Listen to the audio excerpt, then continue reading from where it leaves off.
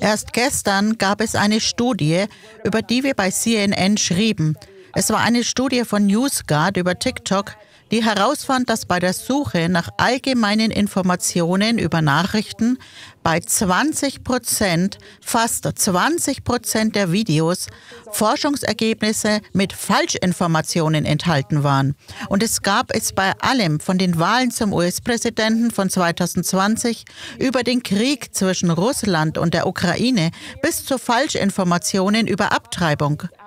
Da gibt es eine Situation, bei der eine Plattform als Provider von Informationen handelt und eine junge Zuhörerschaft dahin geht, um nach Informationen zu suchen. Sie sind möglicherweise nicht fähig, es zu erkennen. Sie sind nicht medienkundig genug, zu erkennen, was richtig ist und was nicht. Und dann finden sie sowas. Also für mich muss die Diskussion wirklich in diesem Bereich bleiben und nicht so sehr, was jetzt gesagt werden kann und was nicht, sondern wie handhaben wir die Informationen, was veröffentlichen wir, was wird gefördert, was kommt nach oben, damit, wenn User, vor allem junge User, danach suchen, worauf stoßen sie dann? Also, wir gingen mit Google eine Partnerschaft ein. Wenn man beispielsweise Klimawandel eingibt, werden ganz oben bei den Suchergebnissen alle möglichen UN-Quellen stehen. Wir begannen diese Partnerschaft, nachdem wir geschockt sahen, was wir erhielten, als wir bei Google Klimawandel eingaben. Da standen unglaublich verdrehte Informationen ganz oben. Also wurden wir viel proaktiver, denn die Wissenschaft gehört uns. Und wir denken, dass die ganze Welt das wissen sollte. Und die Plattformen selbst wissen es auch. Aber nochmals, es ist eine wirklich riesige Herausforderung, sodass ich denke, dass alle Bereiche der Gesellschaft sehr aktiv sein müssten. All sectors of society need to be very active. Also Ihnen gehört die Wissenschaft, Martin. Tja, Uns gehört die Wissenschaft. Das sagte sie. das könnte jetzt zum Nachdenken anregen. Okay, wenn ihr die Wissenschaft gehört, darf man sie dann nicht mehr prüfen oder so? Nein, sie werden Google und jeden anderen dazu bringen, die Informationen zur Verfügung zu stellen, die ihnen gehören. Ihre Wissenschaft. Das andere, was da auftauchte, waren die 20%, die laut ihnen Falschinformationen sind. Und junge Leute bekommen ihre Informationen in den meisten Fällen von TikTok. Sie erwähnte TikTok ebenfalls.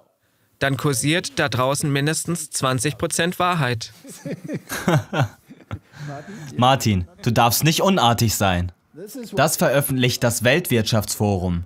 Da sitzen wir nun. Man hat diese Leute, die sagen, dass sie die Wahrheit veröffentlichen wollen und dass ihnen die Wissenschaft gehört. Und dann tun sie es auf diese Art und Weise. Martin, können Sie die Medien nutzen, um Dinge schlimmer zu zeigen, als sie tatsächlich sind? Ja, um den Hype und die Stimmung anzustacheln, definitiv. Ah, die Emotionen hochpeitschen. Das hier ist sehr interessant. Lass uns einfach ansehen, was sie machen und wie sie es machen. Der Wetterkanal reagiert jetzt auf Berichte, dass einer ihrer Reporter bei der Berichterstattung über Hurricane Florence im Wesentlichen etwas vortäuschte. Wahrscheinlich haben Sie das Video auf Facebook gesehen, in dem der Reporter kämpft, um das Gleichgewicht zu halten. Okay, wir machen hier in Wilmington in North Carolina weiter. Wir befinden uns auf einem dieser Grünstreifen im Mündungsbereich. Jetzt verteidigt ein Sprecher des Wetterkanals Seidel. Er sagt, es ist wichtig festzuhalten, dass die beiden Personen im Hintergrund auf Asphalt gehen, während Seidel versucht, sich auf nassem Gras aufrechtzuerhalten. Der Sprecher fährt vor, dass Seidel erschöpft war, nachdem er bis 1 Uhr nachts berichtet hatte. Es hieß, dass der Wind unter die Stärke eines tropischen Sturmes fallen sollte, aber das geschieht noch nicht. Nun, dass wir zu diesem Gebäude kommen und das wird noch um das Zweifache verstärkt, weil diese Gebäude einen Trichter bilden. Darauf müssen wir achten. Da gibt es viele Fenster. Es wird sicher viele Bruchstücke geben, die herumfliegen. Also Leute, wir tun unser absolut Bestes, um sie auf dem Laufenden zu halten. So lange.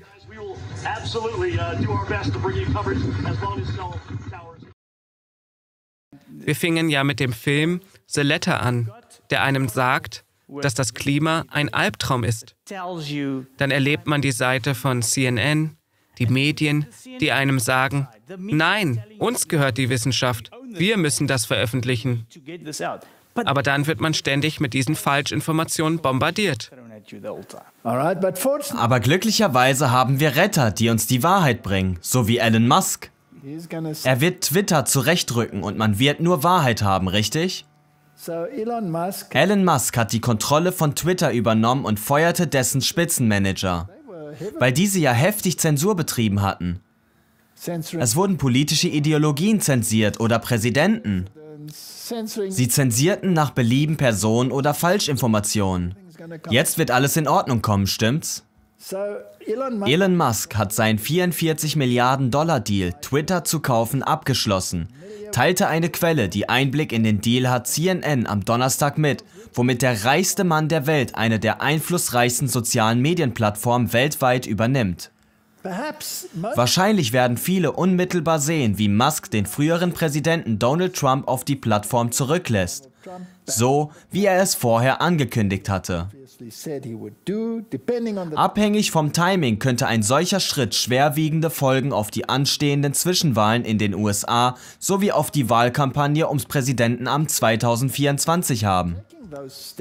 Indem Musk diese Schritte unternimmt, könnte er im Alleingang das mediale und politische Ökosystem beenden, den politischen Diskurs online neu gestalten und den aufkommenden Einflussbereich sozialer Medienbereiche mit konservativer Ausrichtung stören, die großteils als Reaktion auf Beschwerden über Sperrungen und Einschränkungen auf Twitter und anderen Mainstream-Anbietern entstanden sind. Martin, ging er und besuchte den Papst? Kurz bevor er Twitter übernahm. Gingen die Führungskräfte von Google und all den anderen Medien nicht auch? An den gleichen Ort. Und besuchten den Papst?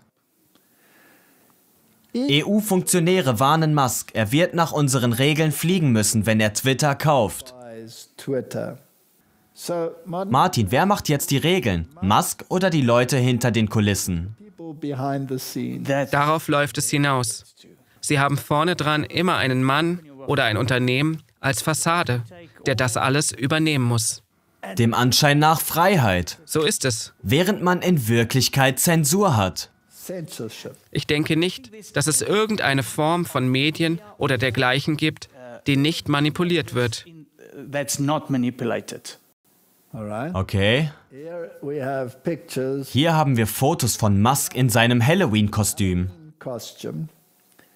das offenbar $7.500 gekostet hat. Auf seiner Brust hat er einen Ziegenkopf mit einem Kreuz, das verkehrt herumsteht. Das könnte natürlich alles Spaß sein. Aber es könnte auch ein Zugehörigkeitsgefühl zu bestimmten Gruppierungen oder Ideologien zeigen. Es könnte ein Spaß sein. Lassen wir es einfach stehen und die Leute sollen selbst entscheiden. Aber das ist kein Spaß. Er und seine Söhne präsentieren sich mit dem Papst. Warum müssen sie alle zum Papst gehen? Wer schrieb diesen Brief? Der Papst. Der Papst schrieb den Brief. Wer muss nach der Pfeife des Briefes tanzen? Alle anderen. Alle anderen. Also Martin. Denn der Brief wurde für die ganze Menschheit geschrieben, hieß es ja. Für die ganze Menschheit. Richtig. Wenn man jetzt seine Bibel liest und weiß, wer den Brief schrieb. Martin, wenn du einen Brief per Post bekommst, der dir sagt, das ist ein vom Antichristen geschriebener Brief, der dich unterweisen soll. Würdest du es tun?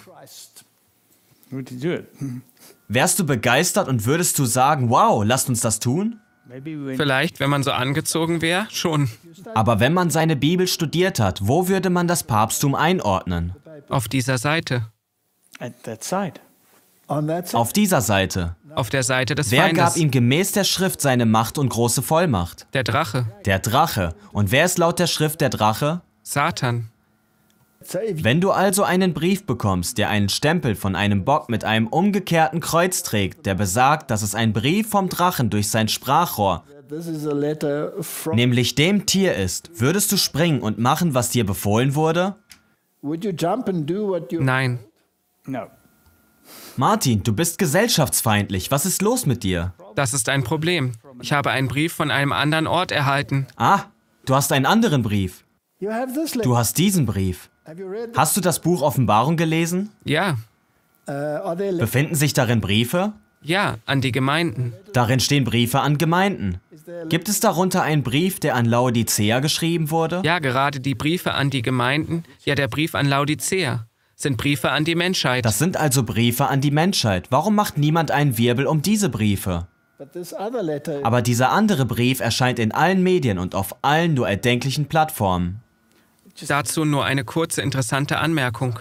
Das Raumfahrtschiff, das Musk bauen ließ, um Leute rauf und runter zu bringen, heißt der Drache. Nur so Interesse halber. Nur Interesse halber. Martin, wenn man diese zwei Sachen zusammentut, dann ergibt es schon Sinn. Denn laut der Heiligen Schrift erhält er seine Marschbefehle und Anweisungen. Man sollte lieber mit ihnen übereinstimmen. Was passierte einem im Mittelalter, wenn man diese Organisation verärgerte? Man wurde gefoltert. Sind wir an der Schwelle einer gleichen Situation? Wenn man sich ansieht, wie man geächtet und gebannt wird, wenn man vom Narrativ abweicht, besonders vom Narrativ des Klimawandels. Es macht ihnen nichts, wenn man gefoltert wird, um wieder zur Vernunft zu kommen, ihrer Meinung nach.